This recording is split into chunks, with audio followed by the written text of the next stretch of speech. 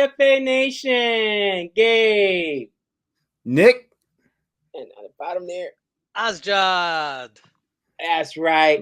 And we are here today to bring you our fourth installment. That's right. The fourth installment of this docu-series. Would you call this a docu-series, a documentary? I don't know what to call these things anymore. Docu-series, documentary. But I'm enjoying them. I'm absolutely loving them. And Asjad, as our guest, would you please like to introduce the docu-series, the fourth and final chapter? Of course. So this is A License to Kill. This is the reason why this docu-series exists. If this match didn't go the way that it went, aka this picture right here, right? This wouldn't be a thing.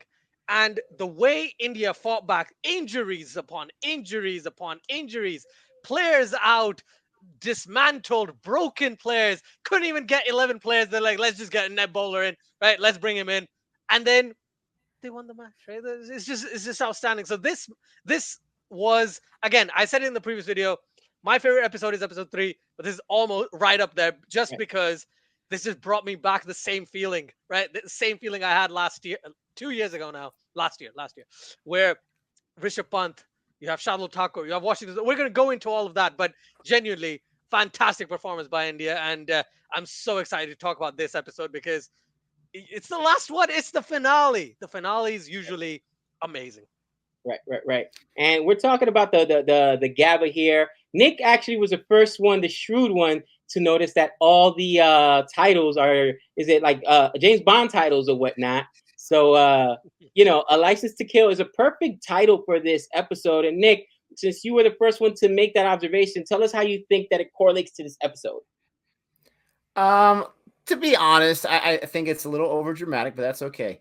With this episode, I guess you'd have to give Pont the license to kill, right? You really have to. We'll get to talking about him eventually, but it makes it sound like the Australians are like the evil villain, right? And India is like the heroes. And I'm a huge India fan. I'm not even gonna go that far. This was a fantastic end of the chapter. I mean, like Apollo Creed said, this is it. This is it, man. That's the bomb. I mean, this is what everything was about. I remember sitting right here in this seat 18 months ago, hearing the news about all the injuries, and I'm just like, are you kidding me? Like, it's like going to like a gunfight with a knife or something like that, whatever that phrase is, or like a broken toothpick or something. Like, you got to be kidding me. This is what they have. Oh, Australia doesn't seem to have any injuries besides Pukowski, but I mean, what else is new, right? But I mean, this is just, it was crazy. I thought there was no chance. I literally thought there was no chance they were going to win. And, they did the impossible because of the situations. Like Asjad said, a net bowler for Christ. Who was a journalist that said, is India the only team ever to have a net bowler that can go in there in Australia at the Gabba? Has it been breached? And not just like survive, but take wickets, for crying out loud. I mean, it's absolutely unbelievable. This is the one I was most excited for. Like Asjad said, this is probably going to go down, and not just Indian cricket history of all time, as maybe one of the top 30 matches all time, easy, maybe top 20 all time because of the situations. And I'm excited to talk about it. Nick, I'm going to do you one further. All the Australia fans that rock with me on CFA Nation were telling me on Twitter, Gabe, no fret, we're good. Like, listen, India's done good to get this far. Because remember, when after the 36 all out, I was talking smack. Like, I rock with Australia. And they were like, oh, wow, they bounced back really good in, that second match and then the draw. And people were like, Gabe, relax. My man Jihan is like, yo, it's a Gabba. Relax. A lot of Australian fans will just be honest. No one expected, Nick, you were worried, especially with we named them. You don't remember, maybe not, but we named them the Walking Wounded because we didn't even know the names. Like, put some names on the back of the jerseys. That was like the C squad. But like, everybody was like, are you serious?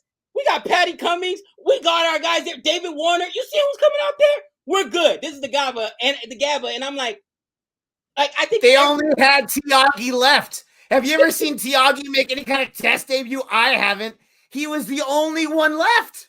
Who was it? Pujara or Rahani's like, I was worried waking up that morning that someone else was going to come down injured and we weren't going to be able to fully staff it, for crying out loud. Rahane said that, and it was hilarious. He's like, we've probably got 9 players. I need to pick out one of these to try and put them in the team because it's just mind-boggling, the situation they were in.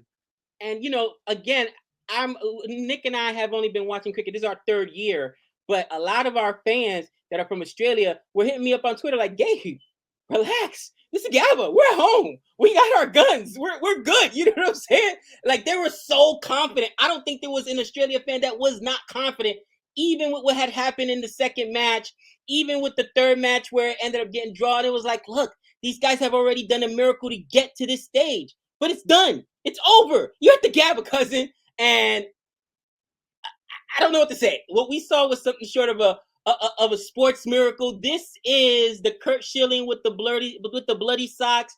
This is the who was it? Was it with the broken finger in the Super Bowl, Nick? Was it remember they were carrying him? Oh, you're talking about Ronnie Lott, who chose to get his finger amputated so he can keep playing? In the game. This is what it was. Like one of those miracles that you see in the sports and you're just like, and if you're India, you're losing your mind. But if you're an Australia fan, you're just sitting there in awe, like, I've been there a couple times. Red Sox, 2004. Those are bad moments, people. Those are bad moments. But let's get into this episode. I mean, you guys can start, because I'm still like, it was an amazing thing to witness. But when you're on the losing side of that, it's just so gut-wrenching. But I guess, let's start off with the fact that, at the very beginning of the episode, India didn't even know who was gonna play. They did not know. They didn't have the bodies. They were gonna put an equipment manager out there. Just throw a hat on them with some pads and put a name on them or whatever. He'll go out. They didn't have anyone. Like, what do you want to start? Azjad, this is ridiculous. All I want to say is the way India stacked their team was outrageous. There was, I think it was Paddy Upton or one of the other journalists or the cricket coaches. It was basically saying India right now needs to congratulate or give some sort of supporting actor medal to the bowling coach, Arun something, I can't remember his name, Arun Bharat or something like that, right? Because what he did was able to stack a bowling lineup filled of net bowlers, whatever it is, any bowler you pick from the India C squad, right? They could play Test cricket. That's how good they were, right? That's the talent pool they came from. And the way they just jumped in and bowled brilliant. Siraj was playing his 3rd match of his life Test career, and he was leading the attack. You have Shardul Thakur, who bowled 10 deliveries like 2 years ago, and then came back and took what was it, 4 wickets, 3 wickets, and then 4 wickets. Made a 50, not gonna lie, absolutely brilliant. Then you have Washington Sundar making his debut. You have T. Natarajan, who was injured. They said if he's 70-80% fit, then we'll have him play, just because, And I'm like, that was the situation they were in. And all of these bowlers, they stepped up. Pat Cummins said it. He was like, I think India is blessed right now with players who can walk into the Test team. Maybe it's because of the IPL, but they can walk into the Test team and belong, right? And that is something that definitely is a blessing for India. But it was just, it's outrageous. I have not seen this since 1995, since I've been watching cricket, right? Since I was 3 years old, I've been watching cricket. I never saw this, right? Where you can make a team out of all your injured players, right? That's how many players were injured. Like 10, 11 players were injured and out, right? You mentioned, I think it was Karthik Tyagi. If he had debuted, I would have lost my mind, right? Because I did not expect him even being in the top 10 best bowlers in India, right? Pace bowlers at that. And he was in there. So definitely it was, it was madness. And still, 18 months down the line, it is still madness that India were able to pull this off. Nick? It's absolutely fantastic just to think about, just to talk about, especially if you have any kind of a rooting investment in India. It's even more exciting. And it's just, I mean, that morning before the first day, before the toss, really, I mean, you have all these Australia, you got to be very, very confident, right? Even more than usual. Like we talked about Rahane, an Indian team, not too sure about it. And they go in there and, just like the setup would be amazing. Like I got some clips I want to put together. We're going to put in here just to kind of like build up the drama, because I mean, this is what it was like.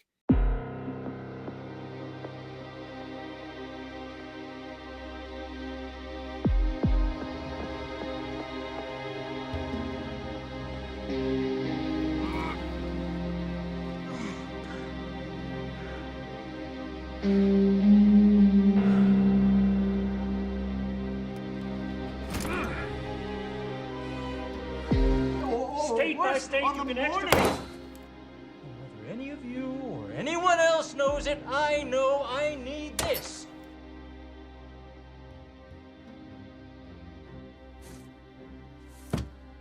We're stepped out upon the world stage now, with the fate of human dignity in our hands. Blood's been spilt to afford us this moment. Now! We're fighting for our right to live, to exist. And should we win the day, declared in one voice, we will not go quietly into the night.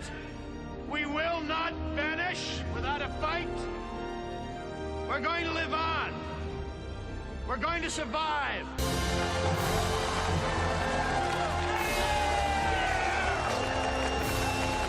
And it's just, I love drama. I'm a movie fan, excuse me, also a food fan, but a movie fan. And I love movie for the drama, for how they build it up. Some of my least favorite or my biggest letdowns has been when they don't really lead it up too well, where there's not really that much of a celebration there.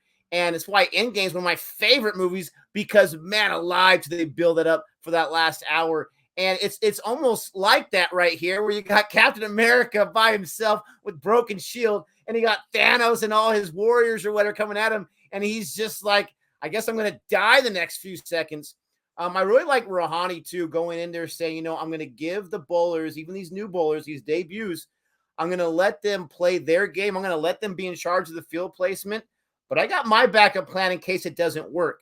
And I think that's almost like the best way you got to go about it, especially with the new guys. You said Siraj lead the attack with his third match or whatever.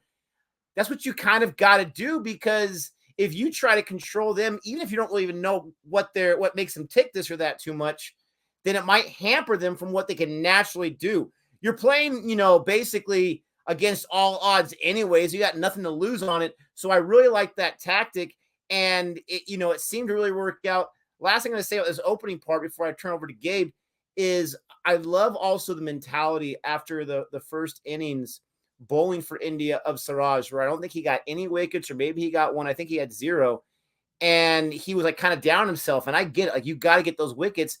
And I think it was his bowling coach that said, dude, you bowled so well that you allowed the other guys to take the wickets, right? You took on those hard overs so that they were able to clean it up. Not to take anything away from them, but you set them up. And I thought that was a really, really good point. And it's something that I'm going to think about a lot as I watch matches and try to analyze things instead of just looking at the wickets, but look at the overall. So I really like those things. I'm glad Nick brought that point up, because Siraj had like 77, 78 runs, right, in that first innings, and did take 1 wicket. And, you saw the difference of Siraj, because that first innings was dominated by Australia. Again, forget about the first. I was confident Australia put up 369 in that first innings, and they dominated, even though Paddy Cummins got pumped for like 90 plus runs. He only took 2 wickets only in that first innings. He was man of the series with what was it? I think he ended up getting like he got like 26 like 20 wickets or 19 wickets, he right? got a lot of wickets, right? But it was 19 or 20. My point is, Siraj, outside of Pant, is probably the second most important bowler, because in person on this team, because you saw in that first inning when he wasn't taking wickets, even though other guys were, the run scoring got out of control, right? 369 runs. Second innings, Siraj goes out there, starts taking scalps quickly. Australia couldn't surpass 300, and that's the kind of game changer he is. And so much respect goes out to this guy. We already talked about how he did not get to see his father get buried, right? In the middle of this tour, his father passes and he makes the tough decision to stay. And I earned so much respect for Siraj, you know, during this series. And Knicks loved him since the IPL because he's one of those begotten, what we like to say, those you know, closet RCB fans or whatever. Bro, they just hate rooting for him, but they do it anyway. And you know, we saw this a little bit in the IPL, but to your point, you know, Patty Cummings mentioned it. He's like, you know, these Indian players come over here and the moment's not too big for them. And it is maybe because of IPL, because they're used to playing in front of packed stadiums, 20, 30, 40, 50,000 people, that it's nothing to come into the Gabba and be playing in front of 70,000 or 100,000 people because they're used to that. They don't frazzle. They seem like they belong, where other players come up and, you know, they're making their debut here and, you know, they would probably be razzled or frazzled, I should say. But, you know, I'm glad that you mentioned the Siraj. Sometimes bowling well is just keeping the run scoring down and, again, giving your mates a chance to set up an attack.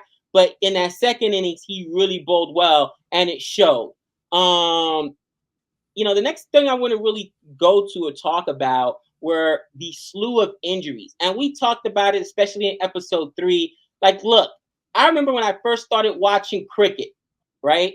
And I absolutely hated Jofra Archer with a passion, right? He beat up my West Indies, like no joke. West Indies went and they won that first match, and then it was like, enough of this. You know, say it was Stokes, maybe. Okay, everybody wants to say Ben Stokes was a bad captain at first. Here comes back Joe Root, and then we're going back to our very first cricket match past the pandemic. You know, one of the things Joe Root does was unleash the Kraken. And guess what? You know what I mean? Jofra Archer was out there lighting cats up. I remember the first time I ever heard about him. It was in the show or the documentary, The Test, when he lit up Steve Smith and he was lighting people up. Like that is Australian tactics, but it's also English tactic. If you have pace, you use it. All right. And listen, Australia used it throughout this series, but especially like the walking wounded, man. I honestly was like, who's gonna bat? Who's gonna bat? I was shocked that they weren't on the phone calling Coley, like, get here now. Baby, okay, Bourne, kiss it on the forehead, let's go. We're out of bodies. I get it. He probably still would have had to be in quarantine or whatever, but that had to be the kind of panic. That had to be the kind of panic or whatever. And yeah, I mean, going back after our discussion, I just didn't realize, man, for Muhammad Shami with the broken arm, like, holy cow, they really got beat up. Yeah, Vihari got beat up. These guys got decimated, and they still were there standing. And I mean, it's a credit to them. But after our last discussion, for the third series, like, you guys were making that argument. I was like, I just didn't really see it that way. And then when you come into the beginning of this one, where they're like literally trying to pick net bowlers because they're out of players, I'm like, oh, maybe it was a little excessive. So I guess that's my question. Do you guys think that maybe I wouldn't call it headhunting, but the beaming of players got a little out of hand in this series on behalf of Australia? I want to go first with you, Azjad. I think you'll be more objective. I think I know what Nick will say, because this was a discussion we had last time, but I didn't really notice it get this bad until I watched this 4th episode. I'm like, oh my God. You know, like, oh cow.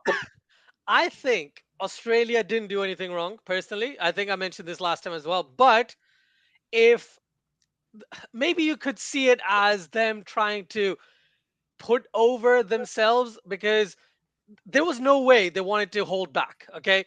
The team that Australia are, we saw it even in this episode. They were talking about, they were like, when we saw the tail end come in, when we saw 2 debutants, basically, right? Shardul and Washington Sundar, rather than using their brains and attacking by bowling fuller, they were attacking because they were trying to be aggressive and scare them, right? Washington Sundar got a bouncer first up. And Sundar's like, I know he's going to bowl a bouncer to me first up, right? I knew it, right? And the way Australia bowled there was exactly what they've been doing the entire series. Because after that win in the second test match, they're like, okay, so we have to go hard at them. There's no way that we can just play fair, for lack of a better term. I'm not saying fair means that they were being unfair. I'm just trying to say that they were trying to be a bit more aggressive. And that's not wrong. And the end result was India couldn't field 11 players at the start of the day. They had to pick out Natarajan and stuff. But genuinely, I think it wasn't too excessive because I've seen worse. Nick, you've been doing the Bodyline series and stuff. You know a lot about that too. I've seen the West Indies. I've seen Pakistan bowling like crazy. I've seen Australia do it for years as well. I mentioned West Indies. So many teams have done it.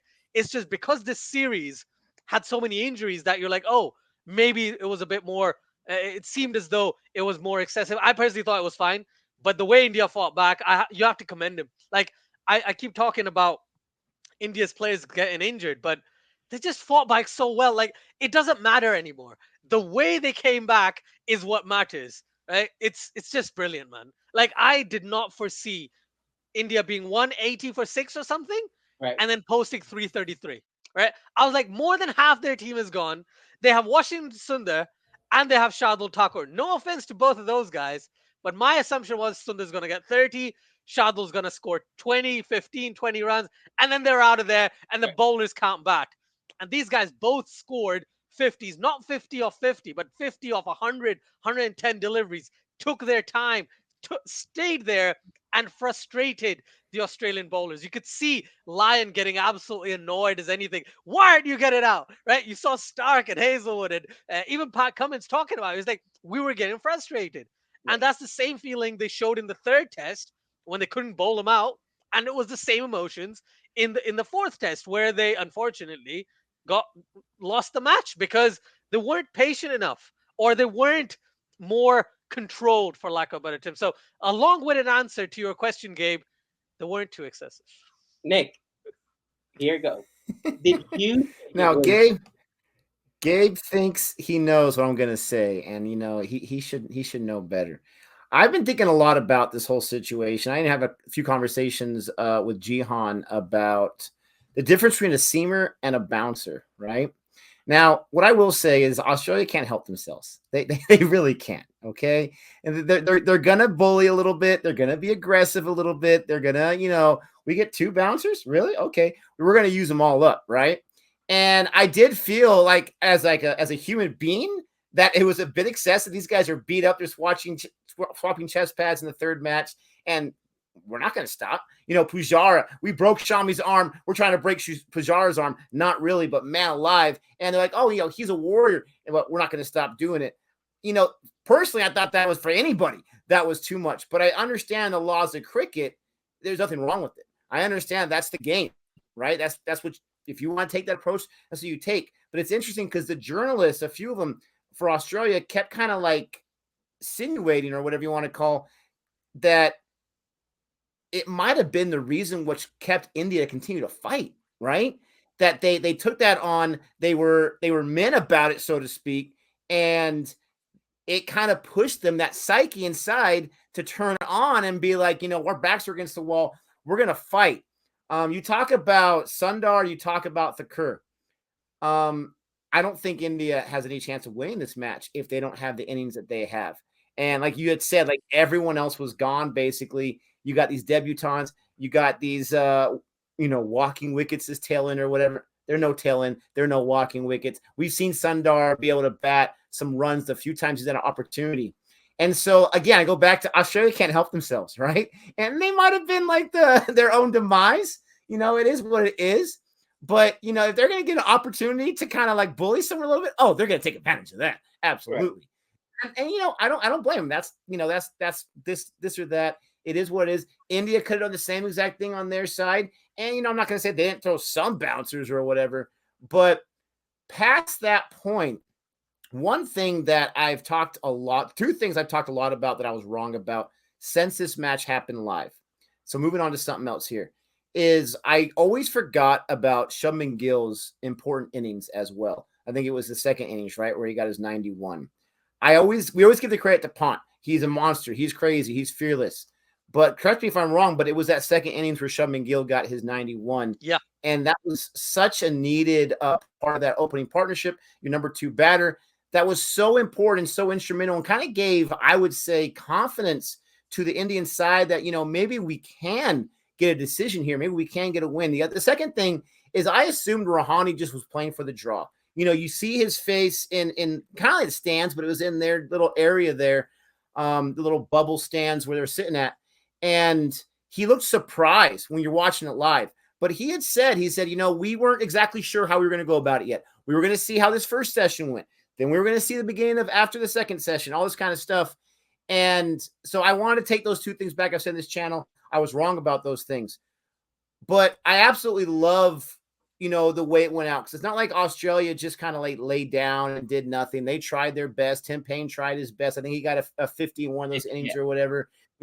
They're fighting and they're doing what Australia does. And I've learned since watching this as well that it is extremely difficult to win in Australia against those guys, especially in tests, which is why I bring this up all the time to the hardcore Australia fans to kind of just like poke them a little bit, poke the bear. But there were so many important elements in this. Gabe mentioned Siraj with his, I think he had a 5-wicket haul in that second innings. And I love it because he was on 4 wickets and they're like, I think we're going to take you out. You're exhausted. You've bowled a lot. And he's like, give me one more. Just give me one more. Right. And I think it was like 1 or 2 more overs and he was able to get that wicket and one of those in one. And I just love that when am I going to get a chance to get a 5-wicket haul at the Gabba ever again? I love the fact that he's such a fan of the game and he's such a fierce competitor. And, Gabe's right. You got to have this guy on your squad. And Ozjaw's right. There's so much competition for pace bowling. But, man, I've noticed away from India for some reason, Siraj is a different type of bowler, and he's a guy you got to have when you go international traveling. Better on the road. I agree. One thing I'm going to disagree with you, though, Nick. I still think you were right the first time. Hindsight's 2020, right? We're all Monday morning quarterbacks. Yeah, we always thought we could win this game. Everybody that was watching, including the announcers, were like, what is Pant doing? It was a foregone conclusion. Well, his shots were insane. His shots were ridiculous. The guy's laying down doing all these types of things. Everybody was like, what is this guy doing? No, listen, especially the way they approached Pant in that last game when he goes up to him and tells him, oh, you're like so close to a century or whatever it was, maybe be more cautious or whatnot. They were playing for the draw. Let's just be real. Everybody but Pant was playing for the draw. Yeah. It's like, I'm going to win this thing. I'm going to be who I am. I learned my lesson last time trying to be conservative and play the way you wanted me to, and I got out before I got my century. This time, I'm not thinking about it. So he can say whatever he wants now, but hindsight's 2020, all right? Oh, yeah, we didn't know which way we were going to go. Stop it. Stop it. I don't believe that, not even a little bit. Logically speaking, they would always, day 5, they'd be like, okay, we've got this many runs. We're going to go for the draw. But let's see where we are after lunch. Let's see where we are after tea. But Rishabh Pant's like, I'm going out to bat. Let me win. Let me win the game for India. That's genuinely how it thought. But correct me if I'm wrong. He built it's probably one of the best innings I've ever seen him built because I'm not sure if I got this mixed up with number 3, but didn't he start off slower? He was trying to get himself set, and then he was like, now I'm going to start cooking, and I'm going to start hitting my shots and hit my boundaries. Wasn't he very methodical about it, and he looked for the right time to strike, or am I getting that confused with the different innings? I think that's the third match. I think that's the third match when he scored the 97. But I do agree with you. He's a 22-year-old kid who's a lot smarter than he seems. All right, even though he's batting like a maniac, his brain is doing stuff, right? His brain is doing stuff that's saying, okay, calculation time. If I hit 5 sixes in 3 balls, right, we're gonna do this, right? He's probably stuff like that's going on, and he's playing shots that you don't expect. But one thing I want to mention that I haven't mentioned, but you've just touched upon a bit ago, Shubman Gill's innings. If he didn't score the 91, India don't win because India doesn't get that solidish base where Rishabh Pant can feel comfortable enough to be able to say, yeah, I'm going to go for the win, right? That's the reason why India won. So for me, there's actually 5 people who are very important to this win, right? Most important, Rishabh Pant, because he did it, right? Second, Mohammad Siraj. But for me, then is Shardul Thakur before Shubman Gill because he took 7 wickets in the match, and he scored a 50. And his partnership with Washington Sundar was outstanding. Then you got Shubman Gill's score in the final innings, which set up the stage for Rishabh Pant to go absolutely crazy. And then Washington Sundar, especially on his debut, he picked up 3 wickets in the first innings, and he got that really good 70 odd. So amazing time for the young Indian players, but definitely it was great. It was great watching it again because I remember saying to you guys, I've said it in every video. I was like, yeah, the series wasn't that great, right? A year and a half, it wasn't that good. Watching it, and I was like this. I was, wow, this is so cool. Like a kid in a candy store, as you'd say. So yeah, crazy, absolutely brilliant. So yeah, and the winning moment, I loved the fact that Rishabh Pant got a chance to hit the winning runs Right. because again, the only thing that could have made it better was if he had a six to win the match, right? Right. That's the only way, not even a four. If he had a six to win the match, that would have made it better. But this was just outstanding and genuinely, like, I'm not going to stand up, but it was a standing ovation worthy Right. performance in that final innings by Rishabh Pant, 100%. Now, one thing that I will say, okay, and you remember it was Saini that was there with him, and you know, Australia could have, done some garbage, which we've seen other teams do to try to ball wides and try to get to the next over and get Saini on strike or whatnot. They came after Pant, okay? They came after him, and to I mean, listen, they weren't trying to quote unquote. At least I didn't feel like they were looking at this, and you see it from here. They were trying to also get them out. You know what I mean? They weren't like looking. I think they knew. Listen, a draw probably isn't going to happen, so we got to try and get these wickets. You know what I mean? And once we can, and they got a few wickets there before they can get that win right there. I mean, they fought back. I think it was like what, 2 wickets or whatever, and they're like, okay, can we get someone to stay in here long enough? Something like that. It was basically Saini, and after Saini is gone, so I mean, they could have played the tactics like, look, we'll just completely avoid Pant and try to go after the other tail enders or whatnot, and but no, Pant's there. We're gonna go on strike, and I mean, we're gonna go at the guy. Is there a wide you can throw Pant that he's not gonna hit? I mean, honestly, I mean, just say it. You know what I mean? Like, look, he tried to bowl some really good Yorkers, get him. You know what I mean? Try to get him stuck on the crease, but he was just in some kind of form. But they were up to meet the challenge. They weren't trying to employ any shenanigans, and especially in that last few overs. And this is where I feel like they weren't trying to be overly excessive, Nick. They could have just absolutely tried to hammer and even throw seamers right at Pant. Because think about it. If Pant goes down, it's him and Saini. It's the last of the Mohicans, right? I'm gonna resort to the seamers. But what I'm saying is, wow. if that was their intention, right? If that was their intention to just win at all costs and knock Indian players completely out of the game, well, if it's just Pant there, we've got arms. We've still got guys that can throw gas and can. Did you see them at all throw? And I remember ball by ball, but I don't remember any balls coming at Pant's head, especially there towards the end when he's the last of the Mohicans left. So that's just saying, look, we're gonna try and come out here and play. They might have crowded him a bit, but not necessarily come after him to try to intentionally injure him. Does that make sense? So I mean, that was at least this is how Gabe is. He will yell if you throw a seamer at one of his players, but he is begging you to throw a seamer at one of the other ones. So I mean, he meant seamer absolutely. He's crazy. No, I did. I mean, like, look, if it's really intentional, think about it. All right, if we were that desperate, if we rock Pant, hit him with a seam or whatever, and yes, I know the difference. We're throwing right at his head. We're not, throwing a bouncer. Listen, he's out of the game. They're done. Listen, I don't care who. There's no way India wins this game if it's Saini and who else was down there? Lord Siraj doesn't know how to hold a bat, and who else? The water boy. I don't even remember who else was left.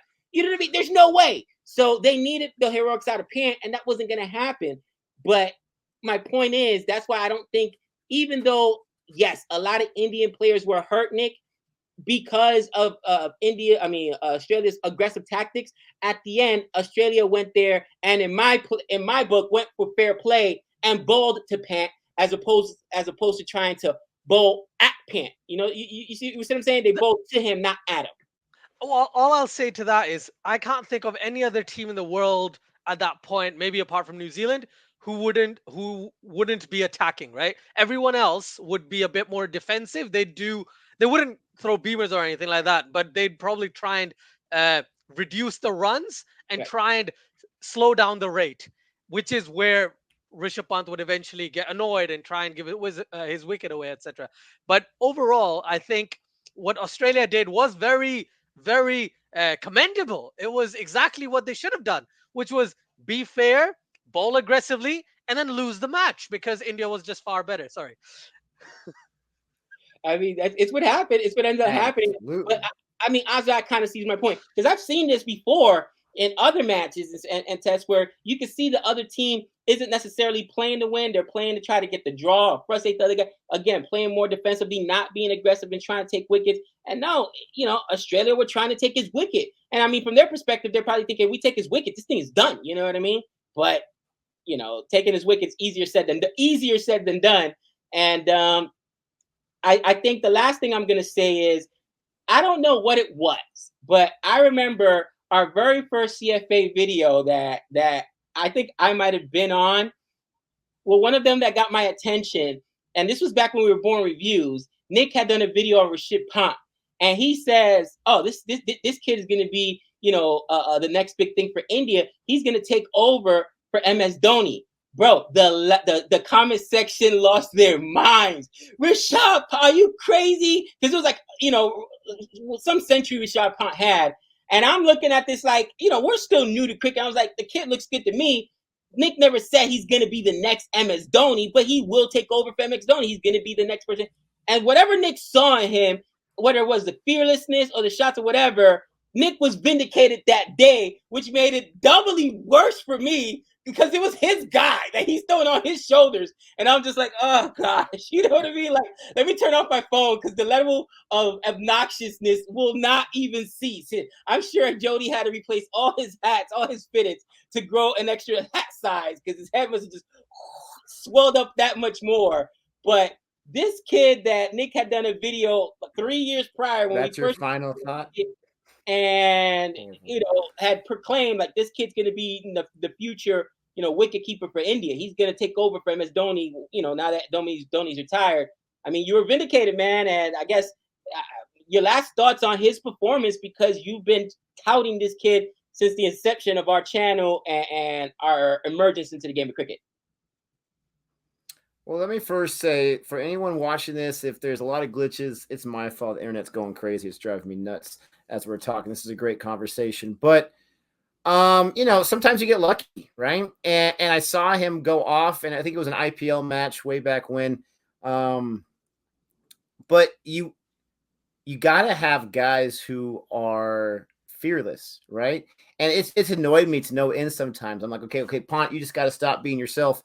And then he'll go off and he'll get like 5 half centuries in a row. You're like, okay, Pant, keep doing what you do. This guy is just insane. Like Ajay said, he's not an idiot, but like when he gets up there, it's almost like Steve Smith. Like he just loves it so much that he can't hold it back, whether it's Test or T20. And I think it was Tim Payne or something like that had said, this guy plays Test like a T20 match or something. This guy's insane, for crying out loud. But it's exactly what India needed. And that moment where like the whole team is on the sidelines ready to erupt and run onto the field for the win. And they were just waiting. There's a few wickets. That anticipation, that showed you how much it meant to them. And, I wish that this would have happened like in a World Cup for India, because that would have made it even more exciting, or a WTC or something like that. But because it was another test match in the WTC season or whatever, it still was absolutely amazing with all of the 32 years and the series and the no Kohli and the 36 all out. It was an amazing bow on the series for India fans. Now, Australia fans, if I'm an Australia fan, I don't want to hear about this match. I don't want to watch this documentary. I don't care about that nonsense. I can give respect for India for doing what they did, but now I've got to hear always from the India fans like, our C team beat you, for crying out loud, and you had all your frontline bowlers. Like, what's the excuse? So, I mean, any Australia fans that are watching this, hats off to you, because this would be torture for me if I was you. I just want to add to that. I said this a year and a half ago when this actually happened. Pakistan toured Australia the year prior to India touring Australia. And Pakistan lost 2-0. Australia scored 600 runs in like 2 games, and Pakistan lost by an innings in both matches, I think. And the bowlers, Pakistan debuted a couple of bowlers. They got hammered, right?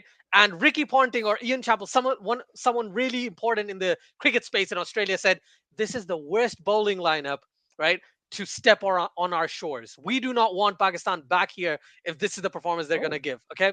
And then the year after, when India was 36 all out, you saw Ricky Ponting. You saw a lot of the Australians say, oh, same thing. Asian team comes here, doesn't do much. And then, like 4 weeks later, they win the series with a fantastic performance.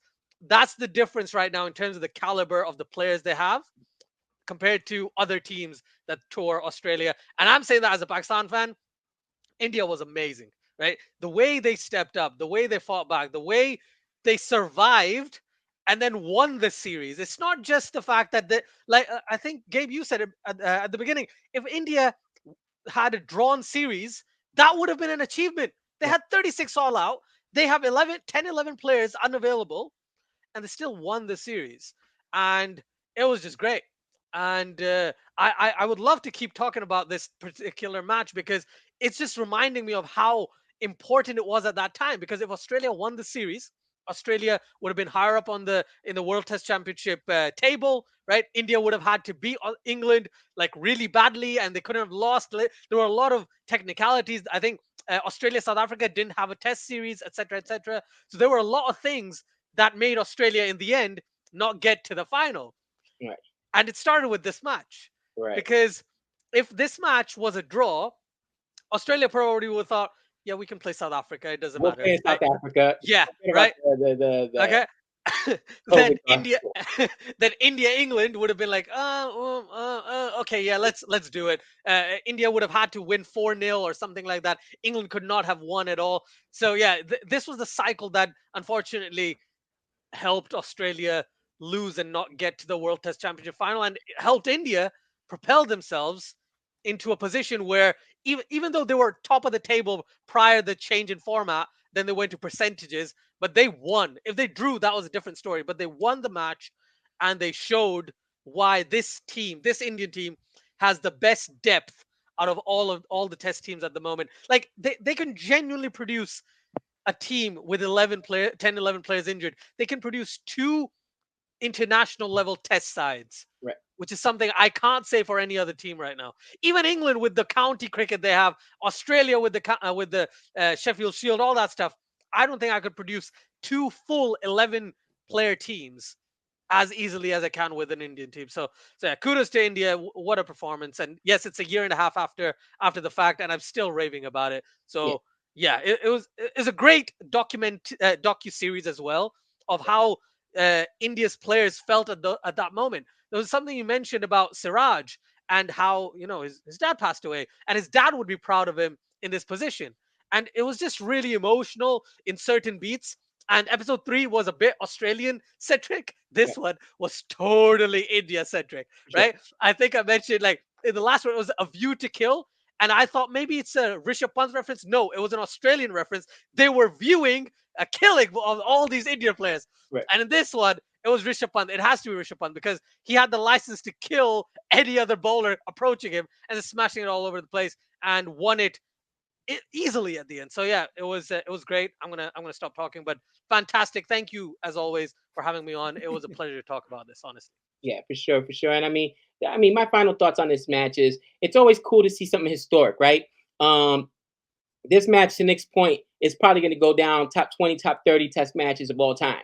And a lot of people have mentioned it when they saw it, like this is the most incredible thing we've seen. I don't think at the time Nick and I appreciated the impact, right, of this match because it was the Gabba. And again, for us, it's almost not fair, honestly. I'm glad you mentioned it because just recently, right, my West Indies are playing India, and 2 chances to beat them in ODI, comes right down to the wire. Somehow India beats them, right? They win that first series in the West Indies. Backtracking to go India's tour of England. And England wins the test match that's out there, the one test match that's out there, excuse me. England somehow manages to look, their white ball team manages to look terrible under Josh Butler, right? absolutely decimated the T20 team, the ODI team. All of a sudden, India's out of town. England goes to South Africa and smacks South Africa. Bro, like, the bar is so high when you play India that it's just like, it's almost not fair. Like, somebody told me the other day, like, Gabe, they almost beat India. We're at home. What do you mean we almost beat India? We should be beating India. But I mean, that's really what it's expected. Like, just to beat them is an accomplishment at this point, even if they're on the road, which is crazy. A team like South Africa aren't trash. South Africa is a full test nation that can play ball, and just got smacked by England. But this same England team looked like a B squad. It looked like like the Bad News Bears not more than a week and a half ago against India. That's how good they are. They make good teams look bad. I remember watching that T20 series and thinking to myself, this is number 1 versus number 2? England that has no business being in here. And now you see why England's up in the standings, because they are good. It's just that when they're put up against India, they just don't match up, and it's tough. It is tough. Gabe, the thing with England is they can only be good at one format. They can only be good at red ball at the same time or white ball, right? They can't be good at both at the same time. They beat India in the test match. They're like, we drew the series 2-2 in your face, Australia. You lost 2-1.